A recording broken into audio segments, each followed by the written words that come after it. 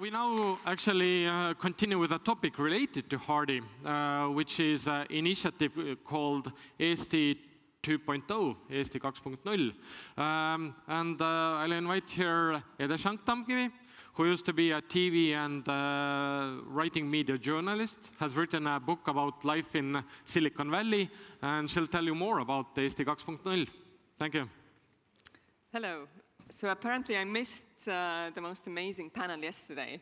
The reason being I was in class. That was the first class of a series of online Bitcoin computing, especially set up for Estonian high school students.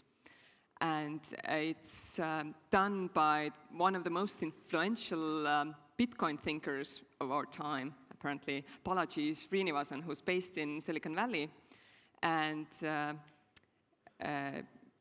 so that was the first class. So Balaji was really trying to get all the Estonians to introduce themselves, which reminded me a lot of this late Silicon Valley episode where they were trying to talk to programmers all over the world, and apparently Estonians were not the most talkative ones. But while Balaji was trying to get everybody to be outspoken, all of a sudden this guy from Narva, Maxim, types in, it's like, so what are we still talking about? I'm all set up here. Why can't we just start building the applications? So this is one of the examples I've seen over the past year that I've been running this non-profit called Eesti 2.0 that Hardy founded just a year ago. I could share you several stories of, for example, there was a group of high school students from Pärnu who attended all 3 hackathons in TransferWise and actually ended up building a viable product. There was one guy from Tartu who went to Garage hardware event and ended up in the winning team.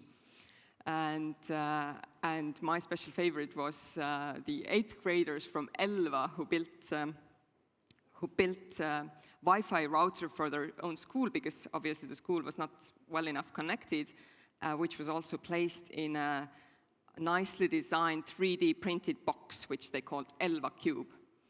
So this was actually our first pilot project, was the 3D printers. So Eesti 2.0 started out last May, and the first project was bringing 50 3D printers to Estonian schools. So we actually had 230 applications initially, which is about half of Estonian schools. So we could say that from the very start, it was a great success. So here on the picture, you can see that was the launch event at Gustav Adolf Grammar School. And, but that just didn't end there, so the kids have been using those printers throughout the year. We've seen amazing results, and now actually other countries in Europe and in Middle East are trying to copy our model, make their own something 2.0s. And now, just recently, we launched the second project, which was the Bitcoin computers, and tomorrow, we will unveil our third project already. So what we've seen, what started out as a one-man show, as if I can say so, actually there's a bunch of people committed to that cause. This has now grown to a full-scale organization, and we've seen, so this is again how we see that Estonia is such a good playground because of its small scale. You can actually see how things happen really fast and how you get the results in really fast.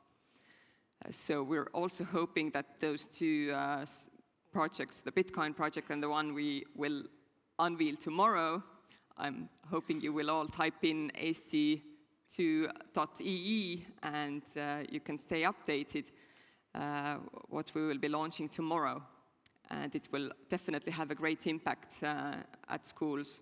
And how you all can come in, so we've so far been supported by private donors, but it's not just the money we're after, it's mostly your time, which is usually the more precious thing. So you can all just like Garage 48 or international companies like TransferWise and